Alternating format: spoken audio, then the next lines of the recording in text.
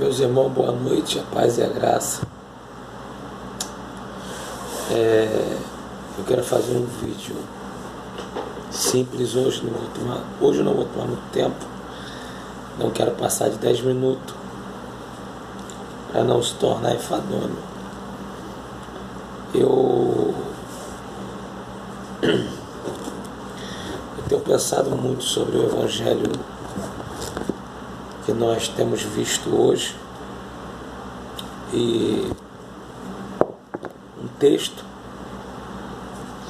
da Bíblia me chamou muita atenção,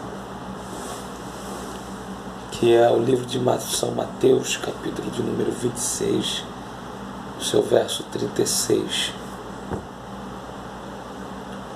E hoje eu fiquei pensando sobre o Evangelho e sobre tudo isso que nós vemos hoje, né? Através de homens que são intitulados como pastores, como os líderes e como responsáveis da igreja. E a gente está vendo cabalmente a religiosidade, como ela tem crescido, o espírito de coronelismo e o falar por Deus tem sido muito grande. Hoje se ouve pouco Deus falar e hoje se ouve mais homens. Isso me encabrunha, me mexe com a minha mente. Isso me deixa perplexo, me deixa alterado e amedrontado, porque eu tenho 2 filhos.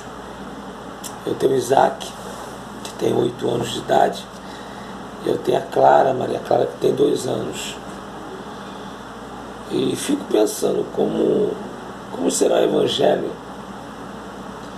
na época que Maria Clara, na época que Lucas começar a entender que é Evangelho, que eles vão pegar, né? Então, na verdade, eu vou ler 2 textos com vocês, que o primeiro está situado em João, no seu capítulo 3, versículo de número 16, que, na minha opinião, é a Bíblia em pequenas palavras, em poucas palavras. João 3,16, todos conhecem.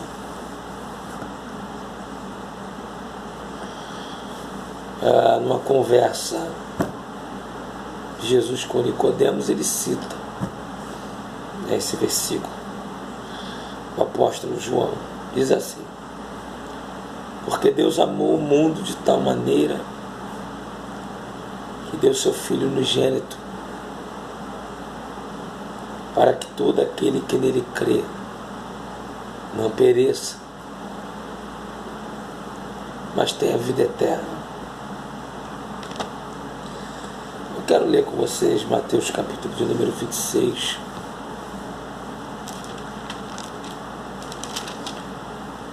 de número 36, de versículo 36. Mateus capítulo 26, verso de número 36, que diz assim: então chegou a um lugar chamado Getsêmani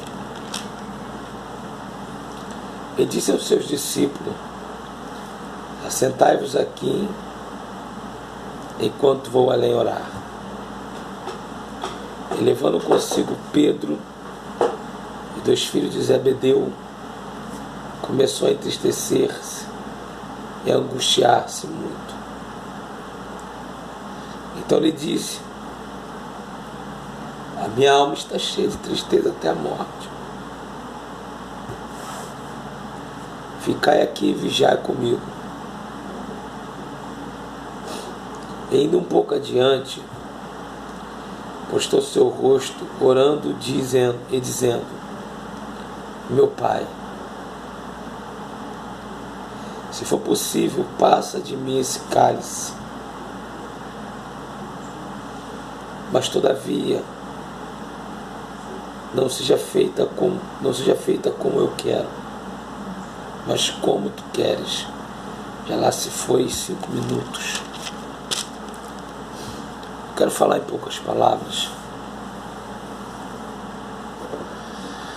João vai citar um versículo que é o nosso escopo como cristão. Ele vai dizer que Deus amou o mundo de tal maneira que deu seu Filho unigênito, único, para que todo que nele crer não pereça, mas tenha a vida eterna. Deus amou o mundo de tal maneira, um amor incomensurável, um amor que não se consegue ser medido e não se consegue medi-lo. Deus amou todos, Deus amou todos. Deus amou o homicida, Deus amou o assassino, Deus amou o homossexual, Deus amou o heterossexual, Deus amou o adúltero, Deus amou todos incondicionalmente. E João vai dizer que ele vai pegar o seu único filho e vai entregar ele aos homens para morrer por nós. Uma morte tão truculenta,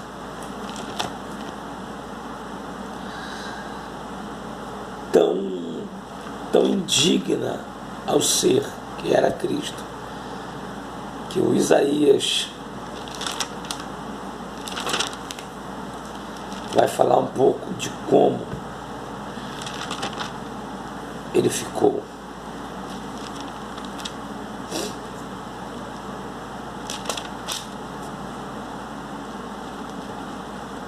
Vai falar que seu rosto foi desfigurado, que o seu rosto era irreconhecível e que nenhum ser humano aguentaria passar o que ele passou, desde a traição de Judas, a de Pedro, até o caminho ao Getsêmani, a qual nós lemos, ou até o mesmo caminho da via da crucificação, chegando a um lugar chamado Gólgota.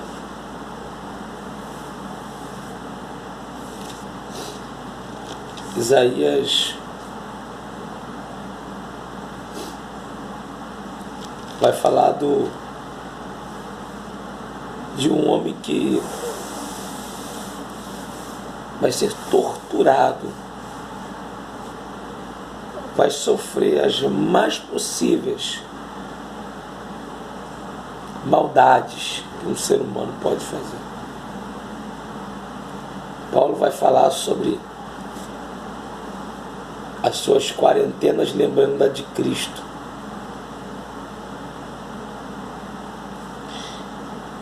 Os evangelhos sinóticos vai trazer a sua história inicial, o nascimento de uma virgem, como teologicamente é conhecido, o nascimento virginal, e vai falar da sua morte vicária.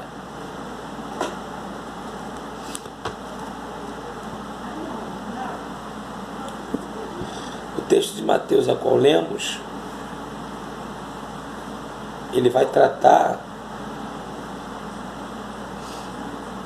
de momentos bem próximos da crucificação.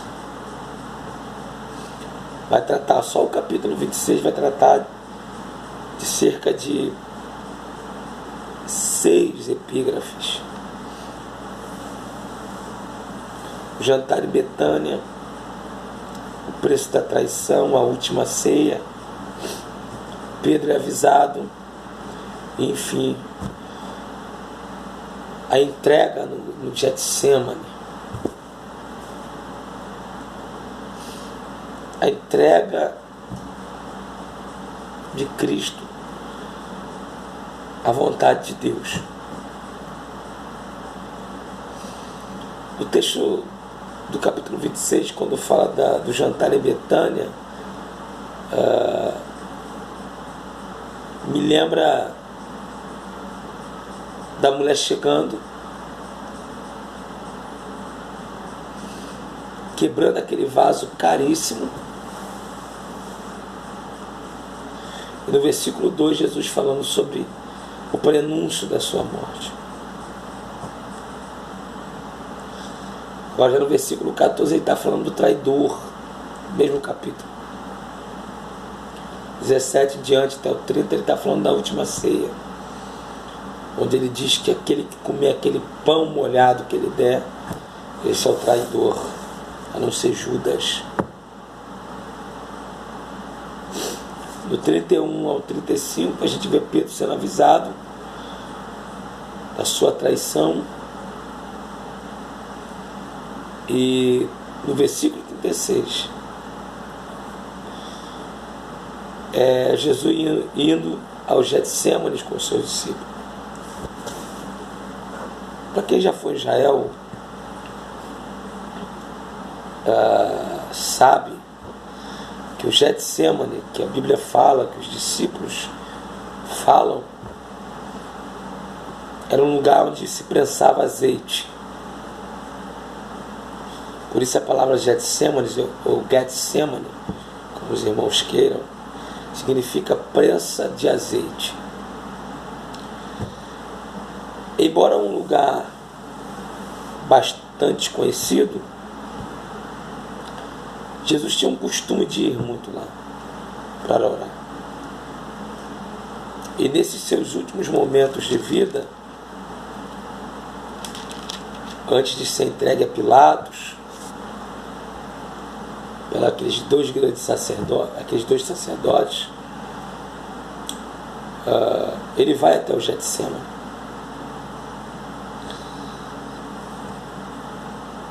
E chegando no Getsemane, ele leva os discípulos com ele, porém ele traz levam dois acima com ele, né?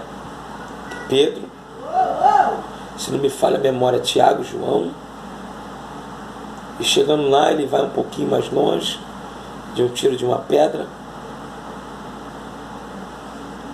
e põe a cabeça no chão e começa a orar. Segundo alguns historiadores, como alguns arqueólogos, no Getsemane tinha algumas oliveiras que nunca morriam, tá? Em tempo de seca, na verdade, elas renasciam novamente. E segundo eles, quando o Messias ele vai até o Getsêmanes para orar, aquelas árvores em volta do Getsemane representavam Israel. E a agonia que ele vai sentir ali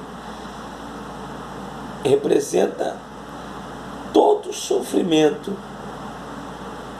que ele vai ter que passar para que essas árvores que representavam Israel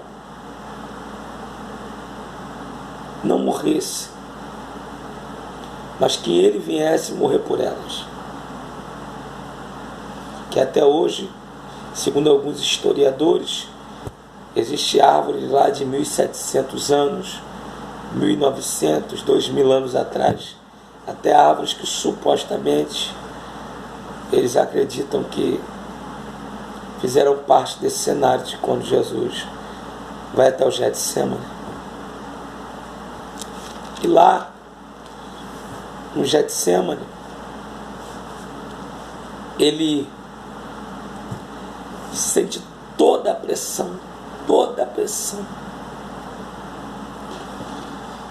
vai dizer que ele vai sentir uma angústia incalculável, uma angústia que lhe oprime de uma forma tão devastadora, tão horrenda, que ele se prostra. E ele se sente, como Davi no Salmo 23, como se ele estivesse no vale da sombra da morte. E ele vai citar essas palavras: meu Pai, se for possível, passa de mim esse cálice. Todavia, não seja como eu quero, mas como tu queres. Esse versículo revela a entrega de Jesus Cristo por nós. Ele não vai se entregar na cruz, vai se entregar no Getsemane. Lá na cruz ele vai entregar o Espírito ao Pai. Aqui no Getsemane ele vai cumprir aquilo que Isaías disse. Ele vai entregar a sua carne para ser flagelada pelos homens. Ele vai entregar por amor do bandido, do homossexual, do escarnecedor, do mentiroso, do ladrão. Ele vai sofrer ali, sentir o princípio das dores. Porém, o que vai lhe fazer lhe entregar é o amor de João 3,16.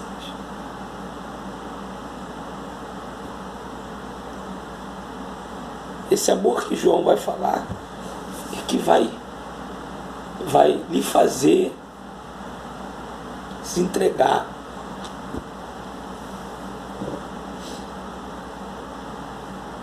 O versículo mais adiante ele volta. Ele desce do Monte das Oliveiras, onde era o lugar de prensa.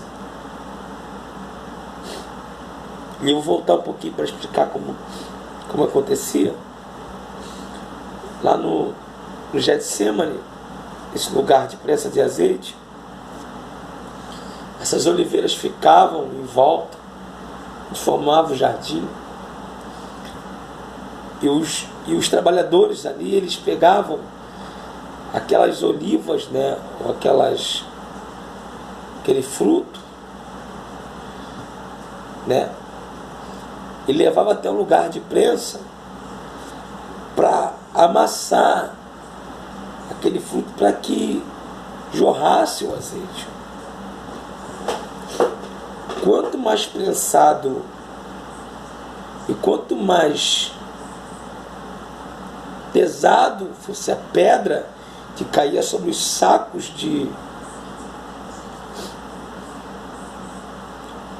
daquele fruto, quanto mais pesado seria, mais o azeite saía, mais jorrava o azeite. E havia uma gangorra que ela fazia isso, ó.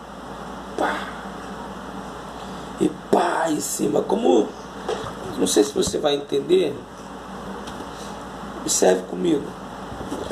Aqui está os sacos do fruto,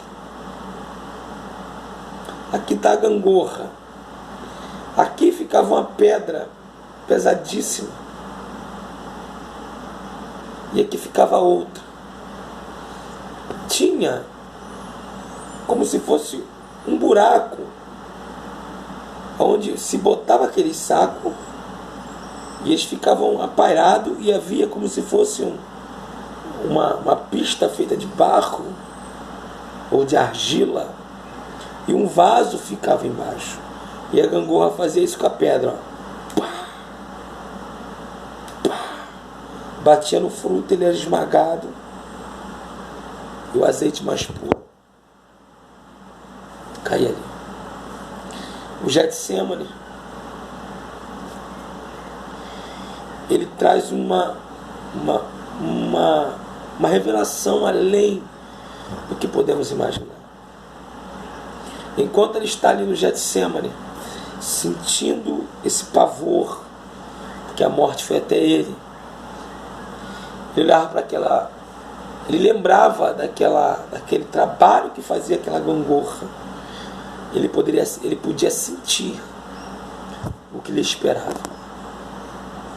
Porém, o amor que João está citando no capítulo 3, no versículo 16, que Deus amou o mundo de tal maneira, venceu essa vontade de voltar atrás. Eu não vou ir mais à frente, que todos já conhecem o texto. No capítulo 27, ele entrega a Pilatos e acontece a crucificação.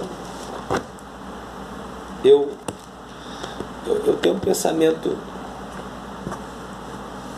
concernente aos altos religiosos da nossa época, que tem pregado mensagens que mexem com o corpo, mexem com a epiderme, mas porém que não mostra a realidade do Evangelho, de um Cristo que foi flagelado, foi humilhado, foi espancado, foi cuspido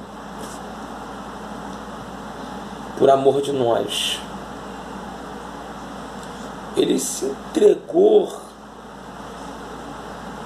sem olhar defeito de ninguém. Ele amou Deus.